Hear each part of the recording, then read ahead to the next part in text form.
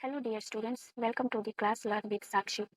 आज हमारी ये पहली क्लास होने वाली है और इस क्लास में हम बीपीएससी जो आने वाले समय में एग्ज़ाम लेने वाली है, जैसे कि 72nd बीपीएससी, एईटी और टीआरई 4, इसको लेकर हमारी ये क्लास बहुत इंपॉर्टेंट है।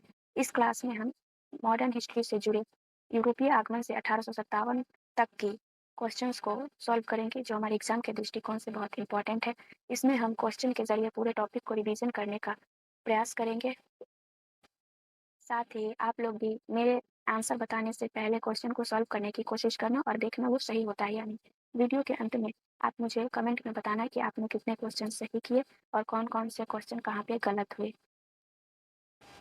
साथ ही अगर आपके पास कोई सजेशन हो या फिर आप चाहते हो कि किसी और सब्जेक्ट के भी क्वेश्चन आंसर मैं लेके आऊँ, तो आप मुझे ज़रूर कमेंट करके बताना। मैं कोशिश करूँगी कि वो मैं आपके लिए करूँ। आपके एग्ज़ाम्स लास्ट जुलाई में है, तो उसी को टारगेट करते हुए हम इस क्लास को शुरू करते हैं। चलिए आगे बढ़ते हैं। ये रहा हमारा पहला सवाल। हमारे क्वेश्चन की शुरुआत हुई है भारत में यूरोपियों के आगमन से। यहाँ से चलिए सॉल्व करते हैं। मैं क्वेश्चन पढ़ती हूँ। हमारा पहला स्टेटमेंट है, वास्को डी गामा के भारत आगमन के बारे में कौन सा सत्य है। हमारा पहला सवाल है, वास्को डी गामा के भारत आगमन के बारे में कौन सा कथन सत्य है। पहला स्टेटमेंट है, वह 1498 में कालीकट के तट पर पहुंचा था। ये स्टेटमेंट बिल्कुल सही है। उसका स्वागत वहां के राजा जमोरिन ने किया था। ये भी सही है।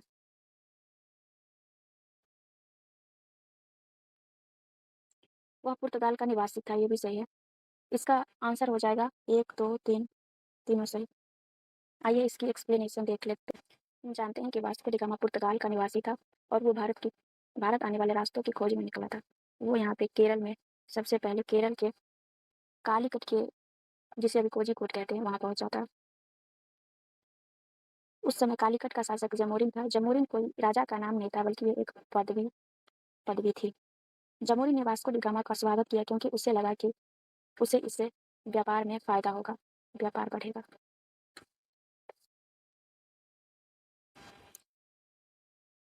Vasco da Gama Cape of Good Hope होकर, यहाँ पे मैं लिखती हूँ, कहाँ लिखूँ, यहाँ पे लिखती हूँ, केप ऑफ गुड होप, जिसे आशा का अंतरीप भी कहा जाता है, वहां से होकर आया था।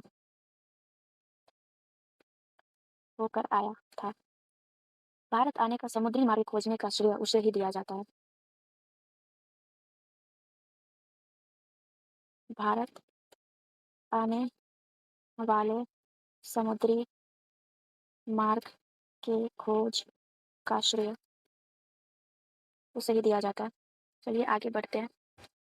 अगला सवाल है, पुर्तगाली गवर्नर फ्रांसिस्को द अल्मीडा की ब्लू वाटर पॉलिसी, जिसे नीले जल की नीति कहा जाता है, का मुख्य उद्देश्य क्या था।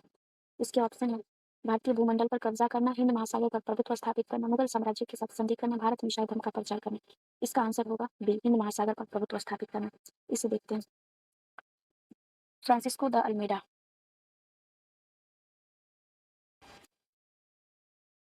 फ्रांसिस्को द अल्मीडा के बारे में, भारत में यह पुर्तगालियों का पहला पुर्तगाली गवर्नर था। राइटिंग के लिए माफ कीजिए, थोड़ा सा अच्छे से लिखा नहीं जा रहा, पेन की गलती है शायद। यहाँ पे मैं लिखती हूँ, ब्लू वाटर पॉलिसी का मुख्य उद्देश्य, यहाँ पे समुद्र पर नियंत्रण, ताकि उस समय ज़्यादातर व्यापार समुद्र मार्ग के जरिए ही होते थे, जिस पर वो अपना कंट्रोल स्थापित कर सके, यह उनका उद्देश्य था। हिंद महासागर, ये एक्सप्लेनेशंस आपको मेंस में भी काम आएंगे, कि व्यापार पर कब्जा। इसके अलावा यहाँ लिखती हूँ, अरब व्यापारियों को हटाना, अरब व्यापारियों को हटाना। और चौथा था समुद्री शक्ति मजबूत करना।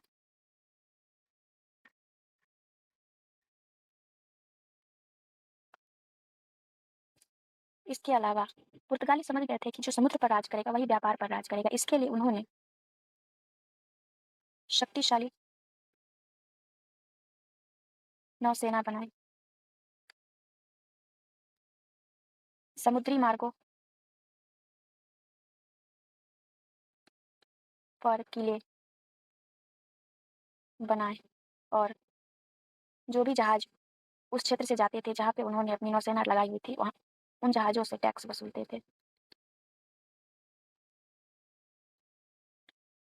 हमारे माफ़ कीजिए तीसरे सवाल का पोस्टमार्टम हो चुका है। अब हम चौथे सवाल पे चलते हैं। हमारा चौथा सवाल है, अल्फांसो डी अल्बुकर्क को भारत में पुर्तगाली शक्ति का वास्तविक संस्थापक क्यों माना जाता है? इसका ऑप्शन है, उसने 1510 में बीजापुर के सुल्तान से गोवा जीता। दूसरा है, उसने सबसे पहले भारत की खोज की। ये तो एलिमिनेट करते हैं हम। उसने ईस्ट इंडिया कंपनी की स्थापना की। नहीं। उसने मुगलों को हरा दिया। नहीं। इसका आंसर ये है, उसने 1510 में बीजापुर के सुल्तान से गोवा जीता। ये भी वन लाइनर्स में आ सकते हैं कि बीजापुर के सुल्तान से अल्फांसो डी अल्बुकर्क ने गोवा कब जीता। ये 1510 में। इसकी एक्सप्लेनेशन देखते हैं और एक्स्ट्रा फैक्ट्स भी देखते हैं। अल्फांसो डी अल्बुकर्क, इसे पुर्तगाली साम्राज्य का वास्तविक संस्थापक कहा जाता है। इसके अलावा इसने 1510 में बीजापुर के सुल्तान से गोवा जीता। गोवा को पुर्तगालियों की राजधानी बनाया। केवल व्यापार नहीं बल्कि राजनीतिक नियंत्रण की नीति भी इसने अपनाई। जैसे इससे पहले वाले अल्मेडा ने ब्लू वाटर पॉलिसी पे फोकस किया, इसने राजनीतिक नियंत्रण पे फोकस किया। इसने कई सारी नीतियां लागू की, जैसे कि भारतीय महिलाओं से विवाह को प्रोत्साहन दिया। भारतीय महिलाओं से विवाह को प्रोत्साहन। दूसरा, अस्थायी उपनिवेश बसाए। इसके अलावा इसने विभिन्न किलों का निर्माण करवाया जहाँ व्यापारिक कोठी बनाई जा सके और सामरिक बंदरगाहों पर जो इम्पोर्टेंट समुद्रिक मार्ग के जहाँ बंदरगाह थे वहाँ कब्जा किया इसने। इसके अलावा इंपॉर्टेंट फैक्ट्स ये है कि गोवा लंबे समय तक पुर्तगालियों की राजधानी रहा। 1961 में भारत ने ऑपरेशन विजय द्वारा गोवा को मुक्त कराया। यहाँ लिखती हूँ 1961 में ऑपरेशन विजय द्वारा गोवा को मुक्त कराया गया।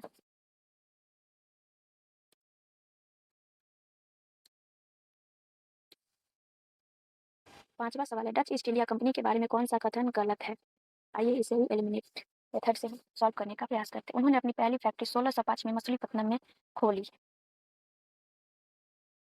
इसके अलावा दूसरा ऑप्शन, उन्होंने मसालों के बजाय सूती कपड़े के निर्यात को बढ़ावा दिया। बेदरा के युद्ध ने उन्हें अंग्रेजों से हरा दिया। उन्होंने गोवा पर कब्जा करके उसे अपनी राजधानी बनाई। यही होगा, क्योंकि हमने पिछले सवाल में देखा कि गोवा पर कब्जा करके उसे अपनी राजधानी पुर्तगालियों ने बनाई थी, डचों ने नहीं। ऊपर के तीनों सही है। 1605 में मसूलीपट्टनम में इन्होंने अपनी पहली व्यापारिक कोठी खोली थी। मसालों के बजाय सूती कपड़े के निर्यात को बढ़ावा दिया, क्योंकि उस समय इंग्लैंड में या फिर कहे तो यूरोप में सूती वस्त्रों की मांग ज्यादा थी।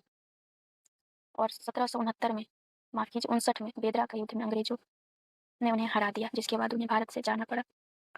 यहाँ देखते हैं डच ईस्ट इंडिया कंपनी के बारे में। इसकी स्थापना 1602 में हुई थी। भारत में डच की पहली फैक्ट्री मछलीपट्टनम हमने देखा, लेकिन मुख्य केंद्र पुलिकट था।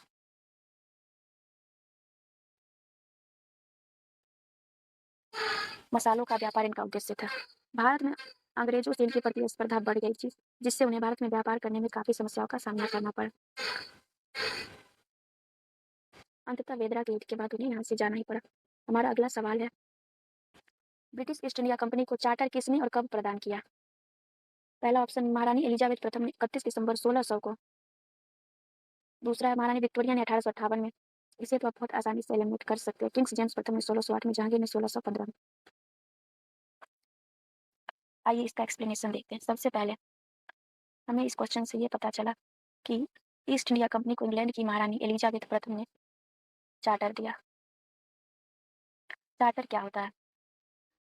राजा या रानी द्वारा दिया गया आधिकारिक अधिकार पत्र, जिसका इस्तेमाल करके वो भारत में व्यापार कर सकते थे।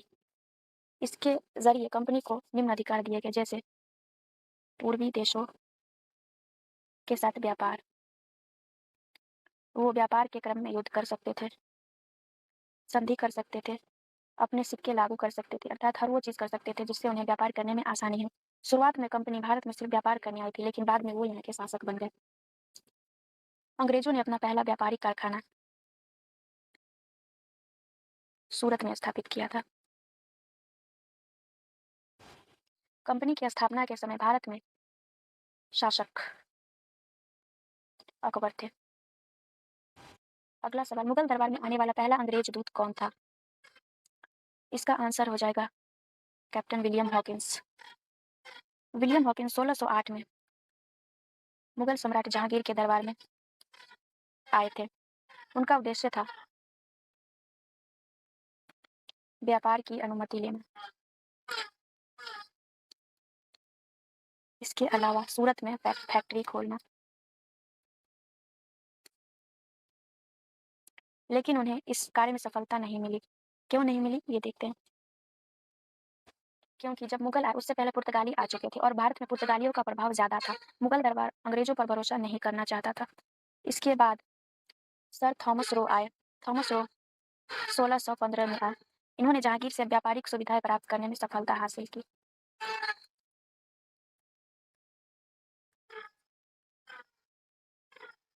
इस सवाल से हमारे दो कॉन्सेप्ट क्लियर हो गए कि मुगल दरबार में आने वाला पहला अंग्रेज दूत विलियम हॉकिंस था, लेकिन उन्हें व्यापारिक छूट की अनुमति नहीं मिली। इसके बाद सर थॉमस रो 1615 में आए, जिन्होंने व्यापारिक सुविधा प्राप्त करने में सफलता हासिल की। हमारा 8वां सवाल है, फ्रांसीसी ईस्ट इंडिया कंपनी जो 1664 में स्थापित हुई, किसके प्रयासों से हुई थी? जीन बैप्टिस्ट कोलबर्ट, यही हो जाएगा इसका answer. French east India company की स्थापना 1664 में हुई थी। इसे स्थापित करवाने में फ्रांस के वित्त मंत्री जीन बैप्टिस्ट कोलबर्ट की बड़ी भूमिका थी। यह फ्रांस के वित्त मंत्री थे। भारत में प्रमुख फ्रांसीसी केंद्र अर्थात जहां जहां इनकी व्यापारिक कोठी थी, पांडिचेरी। स्टेटमेंट वाले क्वेश्चन में आ जाता है कि कहाँ पे फ्रांसीसी कोठी नहीं थी। चंद्रनगर, माहे, इसके अलावा कराईकल। हमारा 9वां सवाल, इनमें से कौन सा जोड़ा सही सुमेलित नहीं है? पांडिचेरी, फ्रांसीसी।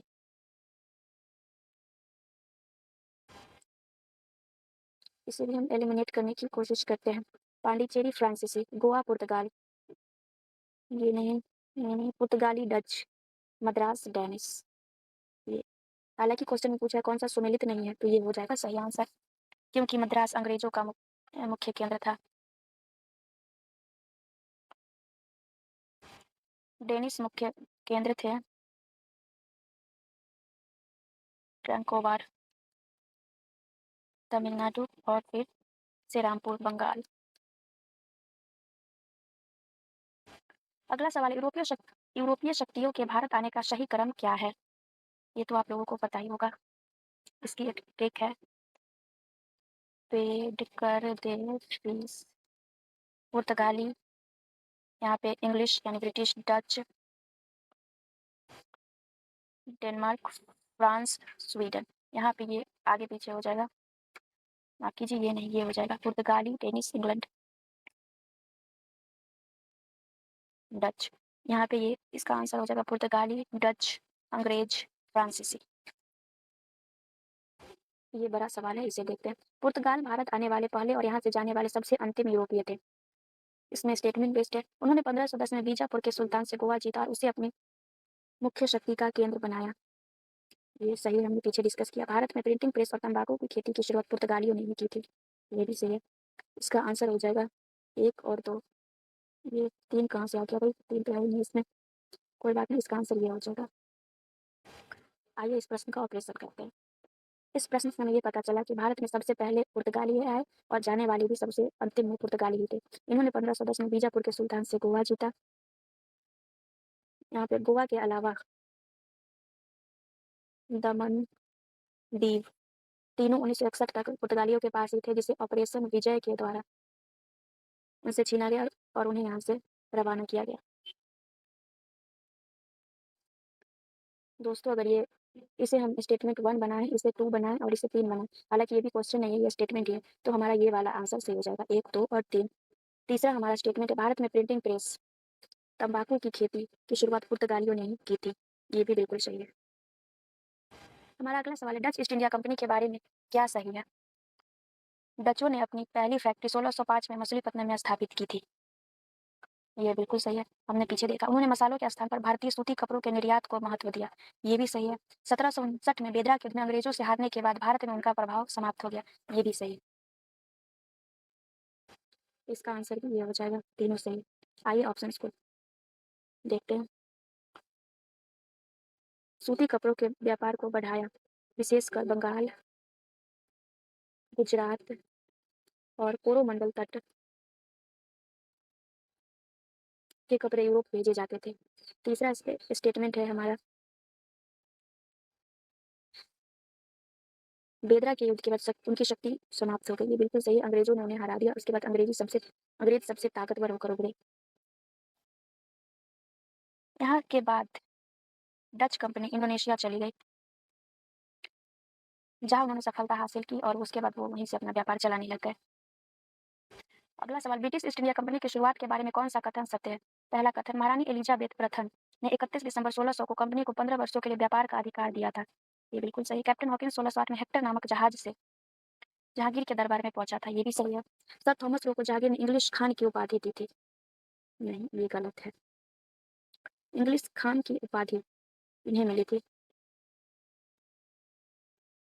यहाँ पे हो जाएगा ऑप्शन 1 और 2 सही। थॉमस रो के बारे में देखते हैं, ये 1615 में आए थे और इन्होंने जहांगीर से व्यापारिक सुविधाएं प्राप्त की थी। अंग्रेजों ने व्यापारिक फैक्ट्री के बारे में विचार करें। ये सवाल बहुत ही ज़्यादा इंपॉर्टेंट है। हालांकि सारे सवाल इंपॉर्टेंट है, मैंने चुनकर ही सवाल डाले हैं और ये सवाल कहीं से कॉपी नहीं किए हुए हैं दोस्तों, ये बनाए हुए सवाल है और ये पेपर को एनालिस करके ही बनाए गए हैं, इसलिए सारे सवाल इंपॉर्टेंट है। लेकिन उन इंपॉर्टेंट में से भी जो ज़्यादा इंपॉर्टेंट है उनमें ये सवाल आता है। हमारा पहला स्टेटमेंट है, अंग्रेजों ने दक्षिण भारत में अपनी पहली फैक्ट्री 1611 में मछलीपट्टनम में खोली। ये सही। दूसरा स्टेटमेंट, पश्चिमी तट पर उनकी पहली अस्थायी फैक्ट्री 1613 में सूरत में बनी। ये भी सही है। 1639 में फ्रांसीसी डे ने चंद्रगिरी के राजा से मद्रास को पट्टे पर लिया, वहाँ फोर्ट सेंट जॉर्ज बनवाए। ये भी सही। इसका आंसर हो जाएगा 1, 2, 3 सभी सही है। आइए क्वेश्चन को एनालाइज करते हैं। 1611 में अंग्रेजों ने पहली फैक्ट्री मछलीपट्टनम में बनाई थी, जो कि सफल नहीं हुई थी, इसीलिए जो 1613 में सूरत में बनी उन्हें सबसे पहली फैक्ट्री माना जाता है। 1639 में फ्रांसीसी डे ने चंद्रगिरी के राजा से मद्रास को पट्टे पर लिया और वहाँ फोर्ट सेंट जॉर्ज बनवाया। बाद में अंग्रेजों के व्यापार का प्रमुख केंद्र बना। फ्रांसीसी ईस्ट इंडिया कंपनी के बारे में क्या गलत है? पहले क्वेश्चन में ये हाईलाइट जरूर कर लें कि यहाँ पे सही पूछा है या गलत, वरना एग्जाम में गलत होने के चांसेस ज़्यादा हो जाते हैं। पहला स्टेटमेंट, इसकी स्थापना 1664 में लुई 14वें के मंत्री कोलबर्ट द्वारा की गई थी। ये स्टेटमेंट बिल्कुल सही है, लुई 14वां ही है। यह एक निजी कंपनी थी जिसे ब्रिटेन की तरह सरकार से कोई सहायता नहीं मिलती थी। नहीं, ये गलत हो जाएगा। फ्रांसीसी ने अपना मुख्य केंद्र पांडिचेरी को बनाया था।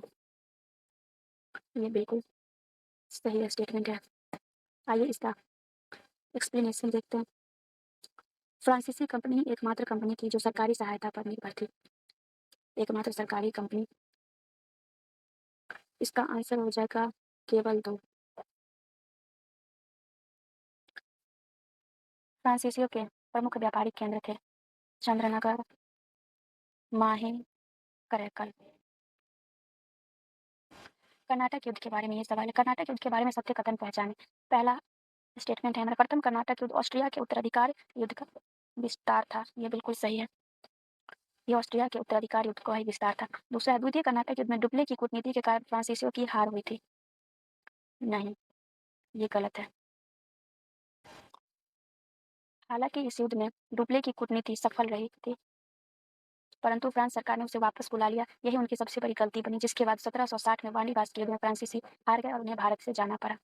इसका आंसर हो जाएगा ऑप्शन 1, स्टेटमेंट 1 और 3। हमारा अगला सवाल, अंग्रेजों को मिले विशेष अधिकारों के बारे में विचार करें। 1632 में गोलकुंडा के सुल्तान ने अंग्रेजों को सुनहरा फरमान, गोल्डन फरमान दिया। ये बिल्कुल सही है। 1632 में गोलकुंडा के सुल्तान ने सुनहरा फरमान दिया था। 1661 में पुर्तगालियों ने बंबई को दहेज के रूप में ब्रिटिश राजा चार्ल्स द्वितीय को दे दिया। ये भी बिल्कुल सही है। पुर्तगाली राजकुमारी कैथरीन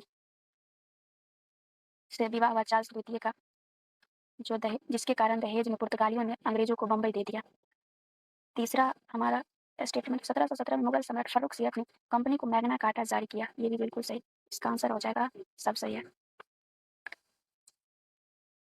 हाँ, मैग्ना कार्टा क्यों इंपॉर्टेंट है इसे देख लेते हैं। सबसे पहले तो 1717 में मिला और फारूक सियफ ने इसे दिया था। इसके मिलने से व्यापार में जो सुविधाएं हुई, पहला, बंगाल में लगभग शुल्क मुक्त व्यापार, अर्थात कोई बिना टैक्स के व्यापार, शुल्क मुक्त व्यापार। दूसरा है कंपनी की शक्ति बढ़ी। जब शुल्क मुक्त व्यापार करेंगे तो उन्हें आमदनी ज़्यादा उनके पास रहेगी और जिसके कारण वो और ज़्यादा शक्तिशाली होते गए। और जो यहाँ पे लोकल व्यापारी थे उन्हें तो टैक्स देना पड़ता था, जिसके कारण उन्हें हानि हुई और वो लोग नीचे रह गए, अंग्रेज ऊपर हो गए। हमारा अगला सवाल है, डेनिश और स्वीडिश कंपनियों के बारे में क्या सही? डेनिश ईस्ट इंडिया कंपनी 1616 में भारत आई और श्रीरामपुर को अपना मुख्य केंद्र बनाया। इसका ये सही है। डेनिश लोग व्यापार से अधिक ईसाई धर्म के प्रचार पर ध्यान देने लगे। हाँ, ये भी ठीक है। स्वीडिश कंपनी सबसे अंत में आई और इसका व्यापार मुख्य रूप से चीन के साथ था। सब सही है इसमें। यहाँ पे हम इन सवालों से ये देख सकते हैं कि डेनिश ईस्ट इंडिया 1616 में आई और श्रीरामपुर को अपना मुख्य केंद्र बनाया। इनका व्यापार चीन के साथ था। स्वीडिश कंपनी का डेनिश कंपनी का मुख्य व्यापारिक केंद्र था वैंकूवर और श्रीरामपुर। ब्लू वाटर पॉलिसी के बारे में सवाल। ब्लू वाटर पॉलिसी, जिसे नीले जल की नीति या शांत जल की नीति कहते हैं, फ्रांसिस्को डी अल्मीडा ने शुरू किया था। हाँ, ये सही है। अल्फांसो डी अल्बुकर्क ने भारतीय महिलाओं से विवाह करने की नीति अपनाई थी। ये भी सही है। इसके बाद पुर्तगाली ने हुगली को समुद्री लूटपाट का अड्डा बनाया था। हाँ, ये भी सही है। 1, 2, 3। पुर्तगालियों का लूट और गुलाम व्यापार केंद्र बन गया, इसीलिए शाहजहां ने उन पर कार्रवाई की थी। हमारा अगला सवाल है, यूरोपीय कंपनियों के भारत आने पर फैक्ट्री स्थापना के क्रम पर विचार करें। भारत आने का क्रम पुर्तगाली, डच, अंग्रेज, डेनिश, फ्रांसीसी। बिल्कुल सही है। कंपनी स्थापना का क्रम पुर्तगाली, अंग्रेज, डच, डेनिश, फ्रांसीसी। ये भी सही है। ये क्वेश्चन ट्रिक है क्योंकि आने का क्रम अलग है और कंपनी स्थापना का क्रम अलग है। आगे पीछे आगे पीछे। प्लासी युद्ध के बारे में देखते हैं। प्लासी युद्ध 1757 के संदर्भ में कौन सा कथन सत्य है? यह युद्ध 23 जून 1757 को सिराजुद्दौला और रॉबर्ट क्लाइव के बीच हुआ था। तो मीर जाफर की गद्दारी के कारण नवाब की हार हुई। बिल्कुल। इस युद्ध के बाद अंग्रेजों को बंगाल, बिहार और उड़ीसा के दीवानी अधिकार प्राप्त हो गए। नहीं, ये गलत है। दीवानी अधिकार बंगाल, बिहार और उड़ीसा के दीवानी अधिकार बक्सर युद्ध के बाद प्राप्त हुए थे। कौन सा कथन? 1 और 2 सही है। प्लासी युद्ध के बाद अंग्रेजी शासन की शुरुआत हुई थी। अंग्रेज व्यापार से बढ़कर राजनीति में दिलचस्पी लेने लगे थे।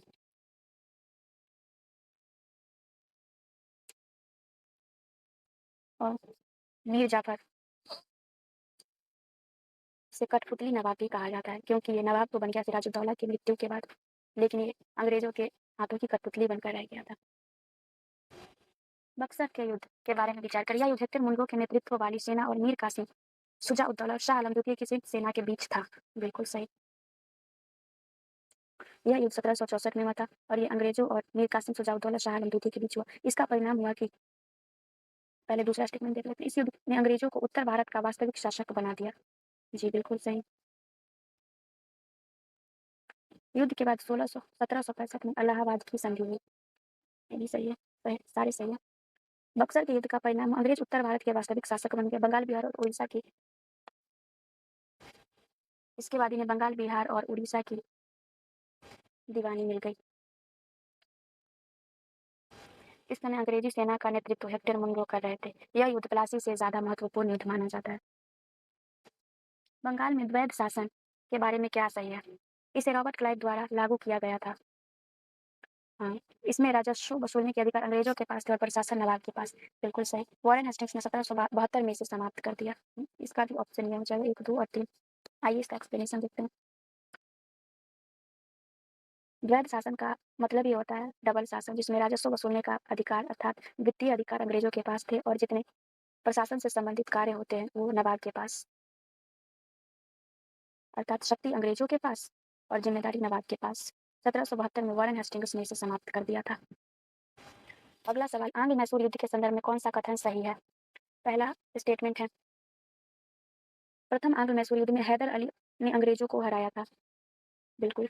टीपू सुल्तान चौथे आंग्ल मैसूर युद्ध में लड़ते हुए वीर गति को प्राप्त हो गए थे। मैसूर की राजधानी श्रीरंगपट्टनम थी। तीनों ऑप्शन सही है इसमें। पहला आंग्ल मैसूर युद्ध में हैदर अली ने अंग्रेजों को हरा दिया था, जिसके बाद दूसरे आंग्ल मैसूर युद्ध में हैदर अली की मृत्यु हो गई थी। टीपू सुल्तान की मृत्यु चौथे आंग्ल मैसूर युद्ध में हुई थी। टीपू सुल्तान को मैसूर का शेर कहा जाता है। अगला सवाल, आंग्ल मराठा युद्धों और संधियों पर विचार करें। प्रथम आंग्ल मराठा युद्ध सलाबाई की संधि के साथ समाप्त हुआ।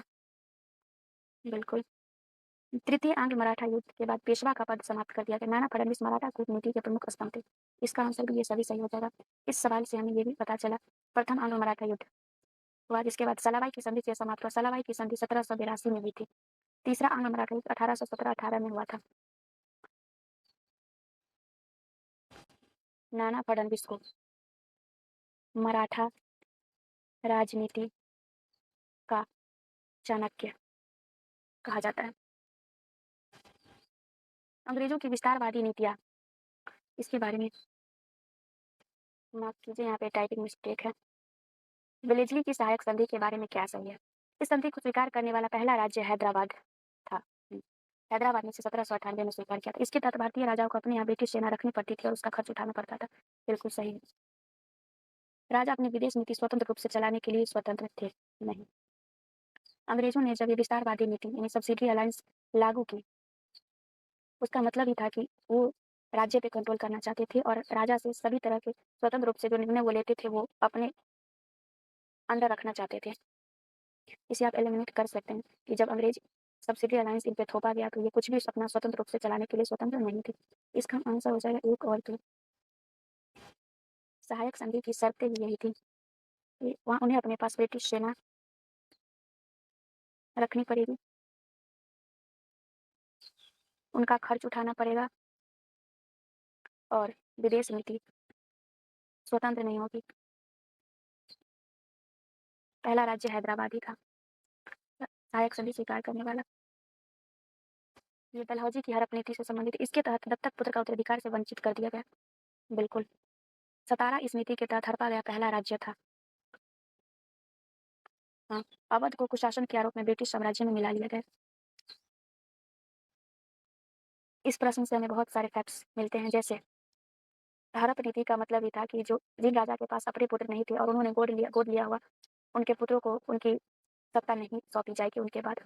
सबसे पहले सतारा हड़पा गया। सतारा के अलावा ये झांसी, नागपुर, इन सबको भी इन्होंने इसके अंडर ले लिया। अवध में कुशासन का आरोप लगाया गया जिसके बाद वाजिद अली शाह को अपनी कुर्सी त्यागनी पड़ी और उन्होंने इसे हड़प लिया। अंग्रेजों की भू राजस्व नीतियों पर विचार करें। अस्थायी बंदोबस्त लॉर्ड कॉर्नवालिस ने बंगाल में शुरू किया।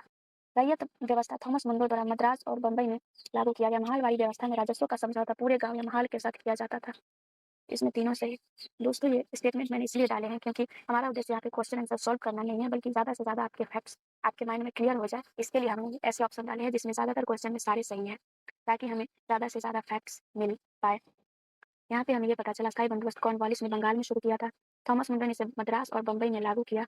रैयतवाड़ी व्यवस्था का जनक थॉमस मुंडो को कहा जाता है। महलवाड़ी, इसका अर्थ ही है महल अर्थात गाँव। गाँव के साथ ये समझौता किया जाता था। इसे गाँव आधारित व्यवस्था भी कहा जाता है।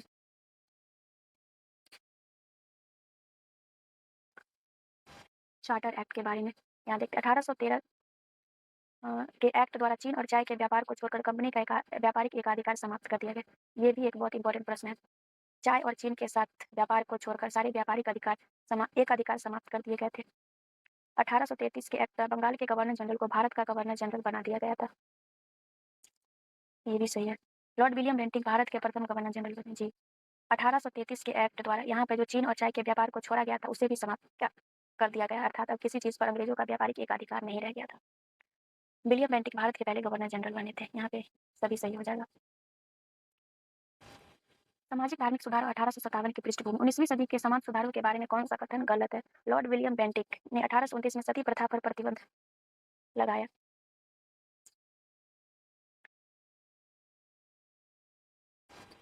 बिल्कुल सही। ईश्वरचंद्र विद्यासागर के प्रयासों से 1856 में विधवा पुनर्विवाह कानून बना। बिल्कुल सही। राजा राम मोहन राय ने तत्वबोधिनी सभा की स्थापना की थी। नहीं, ये हमारा आंसर है। केवल 3 गलत। तत्वबोधिनी सभा की स्थापना देवेंद्र नाथ टैगोर ने की थी। राजा राम मोहन राय ने ब्रह्म समाज की स्थापना की थी। अगला सवाल है, भारत के प्रशासनिक इतिहास के संदर्भ में कौन सा कथन गलत है? यहाँ पे ये मार्क कर ले। लॉर्ड कॉर्नवालिस को भारतीय सिविल सेवा का जनक कहा जाता है। ये स्टेटमेंट सही है। सिविल सेवा का जनक कॉर्नवालिस को ही कहा जाता है। वारेन हेस्टिंग्स ने भारत में कलेक्टर का पद सृजित किया था। बिल्कुल सही। कलेक्टर का पद हेस्टिंग्स ने किया था। लॉर्ड डलहौजी के समय भारत में पहली बार डाक टिकट और रेलवे की शुरुआत हुई। बिल्कुल। लॉर्ड कैनिंग भारत के पहले गवर्नर जनरल थे। नहीं, ये गलत है। इसका ऑप्शंस के बारे में और ज़्यादा फैक्ट्स देखते हैं। डलहौजी के समय डाक टिकट और रेलवे की शुरुआत हुई। इसके अलावा टेलीग्राफ की भी शुरुआत इसके समय ही हुई थी। लॉर्ड कैनिंग भारत के पहले गवर्नर जनरल नहीं थे, बल्कि पहले वायसरॉय थे। हमारा अगला प्रश्न है, निम्नलिखित में से कौन सा द्वारा सही सुमेलित है? में सती प्रथा का अंत, लॉर्ड कर्जन। नहीं, यहाँ पे सेलेक्ट नहीं किया मैंने। स्थानीय स्वशासन का जनक, टीपन। बिल्कुल सही। ठगी प्रथा का दमन, कर्नल सलीम। बिल्कुल सही। कर्नल सलीम ने ठगी प्रथा का अंत किया। नरबली प्रथा पर रोक, लॉर्ड मेयो। नहीं, ये गलत है। यहाँ पे सती प्रथा का अंत, विलियम बेंटिक।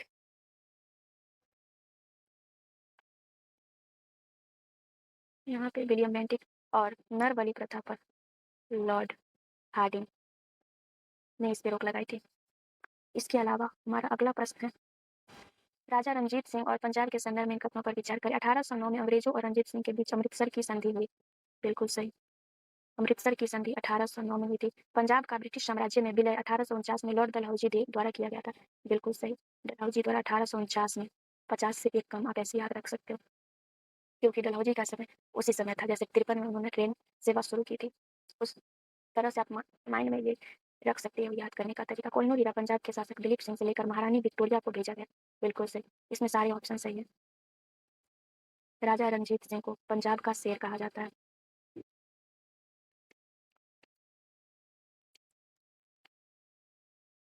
इसके अलावा हम दूसरा ऑप्शन से और ज़्यादा रिलेट करते हैं। पंजाब का ब्रिटिश साम्राज्य में विलय 1849 में किया गया था।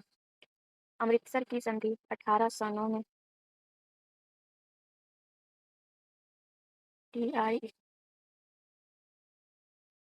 1849 में पंजाब विलय। हमारा अगला सवाल है, सुगौली की संधि किन के बीच हुई थी?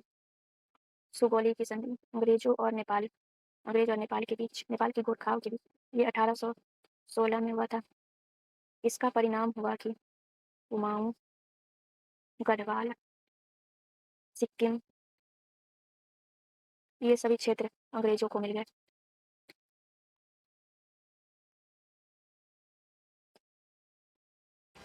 धन का निष्कासन सिद्धांत के बारे में क्या सही है? यह सबसे पहले दादा भाई नौरोजी ने दिया था। बिल्कुल। इनका वर्णन उनकी पुस्तक poverty and un British rule in India में है। बिल्कुल। इसका अर्थ था भारतीय संसाधनों का लाभ ब्रिटेन को मिल रहा था और भारत को बदले में कुछ नहीं। इसका ऑप्शन ये हो जाएगा, सभी सही है। धन का निष्कासन में उन्होंने कहा था कि भारत की संपत्ति लगातार ब्रिटेन जा रही है, जिसके बदले भारत को कुछ नहीं मिल रहा है। 36वां सवाल, रैयतवाड़ी व्यवस्था के बारे में कौन सा कथन सत्य है? इसमें सरकार ने जमींदारों को भूमि का मालिक माना। नहीं, रैयतवाड़ी है, रैयत का अर्थ होता है किसान। इसमें जमींदारों को भूमि का मालिक नहीं माना। जमींदारी अर्थात अस्थायी बंदोबस्त में जमींदार वाला, ये वाला फैक्ट सही हो जाता है। ये गलत। यह व्यवस्था मुख्य रूप से मद्रास और बॉम्बे प्रेसिडेंसी में लागू थी। बिल्कुल। इसे इसके अलावा इसे लॉर्ड कॉर्नवालिस ने शुरू किया। नहीं, इसमें किसान सीधे सरकार को लगान नहीं देते थे। नहीं, गलत है। इसमें किसान सीधे सरकार को लगान देते थे। रैयतवाड़ी व्यवस्था में भूमि का मालिक किसान होता था और ये सीधे सरकार को कर देते थे। मुख्य क्षेत्र मद्रास और बॉम्बे में थे। संथाल विद्रोह के बारे में विचार करें। संथाल विद्रोह का ये कालक्रम है 1855। इसका नेतृत्व सिद्धू कानू नामक दो भाइयों ने किया था। बिल्कुल। यह विद्रोह मुख्य रूप से बिहार और बंगाल के दामन इको क्षेत्र से जुड़ा हुआ है। बिल्कुल। यह अंग्रेजों के खिलाफ 1857 की क्रांति से ठीक पहले सबसे बड़ा विद्रोह था। ये तीनों ऑप्शन सही है। इसे 1857 के पहले का सबसे बड़ा आदिवासी विद्रोह, बड़ा आदिवासी विद्रोह कहा जाता था।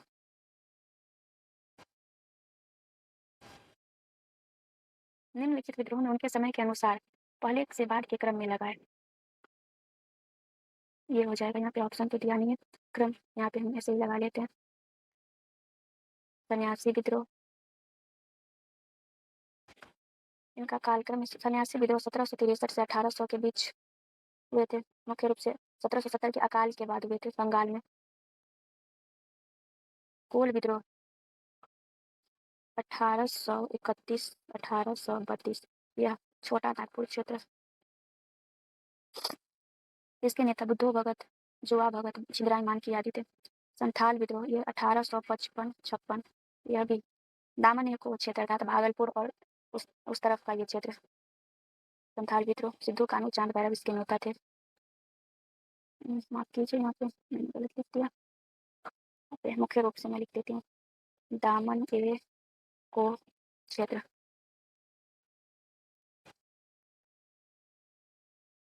इसका कालक्रम 1817। अब हम इसे लाइन बाय क्रम से लिख देते हैं। सबसे पहले सन्यासी, इसके बाद पाइक, इसके बाद कोल और फिर संथाल। अब हमारा अगला प्रश्न है, भारत में आधुनिक शिक्षा के विकास के संदर्भ में कौन सा कथन गलत है? तो गलत को हाईलाइट करेंगे। 1835 में मैकाले मिलेट ने अंग्रेजी को शिक्षा का माध्यम बनाया, बिल्कुल ये सही है। वुड्स डिस्पैच 1854 को भारतीय शिक्षा का मैग्ना कार्टा कहा जाता है। हाँ, डलहौजी ने बनारस में संस्कृत कॉलेज की स्थापना की नहीं, ये बिल्कुल गलत है। 1813 के चार्टर एक्ट में शिक्षा के लिए 1 लाख का प्रावधान था, ये सही है। बनारस में संस्कृत कॉलेज की स्थापना जोनाथन डंकन ने की थी, डलहौजी ने नहीं, इसलिए ये ऑप्शन गलत हो जाएगा। हमारा अगला सवाल है, सत्यशोधक समाज की स्थापना किसने की और इसका उद्देश्य क्या था? सत्यशोधक समाज की स्थापना ज्योतिबा बाई फूले ने, माफ कीजिए, ज्योतिबा फूले ने दलितों और महिलाओं के अधिकार के लिए किया था। इसकी स्थापना 1873 में, गलत लिखा दिया मैंने, 1873 में हुई थी। इसका उद्देश्य था दलित उत्थान, महिलाओं की शिक्षा और अधिकार अर्थात, और यह जाति का विरोध भी करता था। अगला सवाल है, 1857 की क्रांति के कारणों के संदर्भों में विचार करें। व्यक्तिगत सिद्धांत अर्थात डॉक्ट्रिन ऑफ लैप्स ने भारतीय राजाओं में असंतोष पैदा किया, बिल्कुल। नई एनफील्ड राइफल ने कारतूसों में गाय और सुअर की चर्बी होने की खबर से धार्मिक भावनाओं को भड़काया। भारतीय सैनिकों को समुद्र पार भेजना उनके धर्म के खिलाफ माना जाता था, ये भी सही है। तीनों, समुद्र पार करना उस समय धर्म के खिलाफ माना जाता था। 1857 के विद्रोह के समय ब्रिटेन का प्रधानमंत्री कौन था? इसका आंसर हो जाएगा लॉर्ड पामस्टन, यह ब्रिटेन का प्रधानमंत्री था। इसका उत्तर हो जाएगा 1857। जनवरी 1857 में क्राउन के तहत भारत के पहले गवर्नर जनरल लॉर्ड कैनिंग द्वारा पारित अधिनियमों के माध्यम से अधिनियम 1858 का अधिनियम के तहत इसकी स्थापना की गई थी। लॉर्ड कैनिंग ने यह घोषणा पत्र पढ़ा था। इसकी सिफारिश 1854 के अधिनियम के आधार पर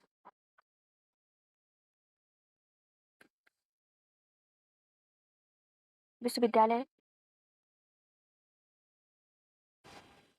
1854 के अधिनियम के आधार पर विश्वविद्यालय के गठन की सिफारिश की गई थी। अगला सवाल है, एशियाटिक सोसाइटी ऑफ बंगाल की स्थापना सर विलियम जोन्स ने किया था। यह 1784 में इसका स्थापना किया गया था कलकत्ता में। इसका उद्देश्य था प्राच्य अनुसंधान को बढ़ावा देना, अर्थात जो हमारी पौराणिक शिक्षा है जिसमें एशिया का इतिहास, कला, विज्ञान, साहित्य शामिल है, इसके अनुसंधान को बढ़ावा देना, प्राच्य अनुसंधान को बढ़ावा देना। अगला सवाल है हमारा, इसका उत्तर हो जाएगा चार्टर एक्ट 1833। गवर्नर जनरल की काउंसिल परिषद में चौथे सदस्य को शामिल करने का प्रावधान 1833 के चार्टर अधिनियम के द्वारा किया गया था। इसके तहत प्रथम विधि सदस्य बने थे लॉर्ड मैकाले। इनका उद्देश्य, इस सदस्य का मुख्य कार्य विधायी मामले में सहायता करना था, विधायी मामले में सहायता करना। हमारा 47 नंबर का सवाल है, इसका उत्तर हो जाएगा प्लासी का युद्ध। ब्लैक होल त्रासदी के बारे में देखते हैं। यह घटना 1756 में मुख्य रूप से हुई थी। यह घटना क्या थी? 20 जून 1756 को बंगाल के नवाब सिराजुद्दौला ने के सैनिकों ने कलकत्ता के फोर्ट विलियम नामक किले पर कब्जा करने के बाद 146 ब्रिटिशों यानी अंग्रेजी बंदों को एक बहुत ही छोटी और हवा रहित कोठरी में बंद कर दिया। अंग्रेज बंदियों को, और अगली सुबह इनमें से अधिकांश की दम घुटने से मृत्यु हो गई थी। ऐसा कहा जाता है कि लगभग 123 लोगों की मृत्यु हो चुकी थी। इसी के बाद अंग्रेजों और नवाब के बीच तनाव चरम पर पहुंच गया, जिसके परिणामस्वरूप 1757 में प्लासी का भयानक युद्ध लड़ा गया। अवध का अंतिम नवाब कौन था जिसे अंग्रेजों ने हटा दिया? अवध का अंतिम नवाब बाजिद अली शाह थे, जिन पर कुशासन का आरोप लगाकर अवध से इन्हें निष्कासित कर दिया गया। इसका उत्तर हो जाएगा जागीरों की जांच और उन्हें छीनने के लिए डलहौजी ने 1852 में इनाम कमीशन की स्थापना की, जिसका उद्देश्य कर मुक्त भूमि संपत्तियों का पता लगाना और उन्हें जब्त करने का था। अगला सवाल है, इसका उत्तर हो जाएगा लॉर्ड हेस्टिंग्स। पिंडारियों का दमन। लॉर्ड हेस्टिंग्स ने 1817-1818 ईस्वी में अर्थात तीसरे आंग्ल मराठा युद्ध के समय एक विशाल सेना के साथ पिंडारी गिरोहों का सफाया किया, जिसमें मध्य भारत में उनके द्वारा फैलाई जा रही लूटपाट और आतंक समाप्त हुआ। थर्ड एंग्लो मराठा वॉर के दौरान पागलपंथी विद्रोह मुख्य रूप से बंगाल में हुआ था। इसका नेतृत्व करम शाह ने की, लेकिन उनके बेटे टीपू शाह ने इसे संगठित कर जमींदारों और अंग्रेजों के विरुद्ध उग्र रूप दिया। इस विद्रोह की शुरुआत 1813 और इसका अंत 1833, अर्थात इसका कालक्रम 1813 से 1833 के बीच माना जाता है। इसी के साथ हमारा पार्ट 1 का ये वीडियो समाप्त होता है।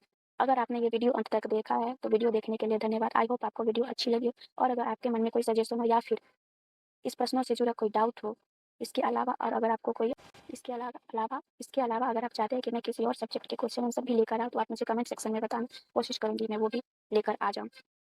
वीडियो देखने के लिए धन्यवाद। अगर आपको वीडियो अच्छी लगी तो वीडियो को लाइक करें, शेयर करें, सब्सक्राइब करें, हो सके तो अपने दोस्तों के साथ शेयर करें। हमारा टारगेट है 72 बीपीएससी को अचीव करना। आई होप आपको ये वीडियो उसमें हेल्प करे। मैं कोशिश करूँगी कि मैं सारे के सारे फैक्ट्स एग्जाम रिलेटेड ही रखूँ, एक्स्ट्रा कुछ भी ना रखूँ। और मैं आपको एश्योर करती हूँ कि जितने भी सवाल आएंगे यहीं से आएंगे, अलग से नहीं आएंगे, क्योंकि हमने सब कुछ इन क्वेश्चन के जरिए कवर करने की कोशिश की है। धन्यवाद। मिलते हैं अगले क्लास में। जय हिंद।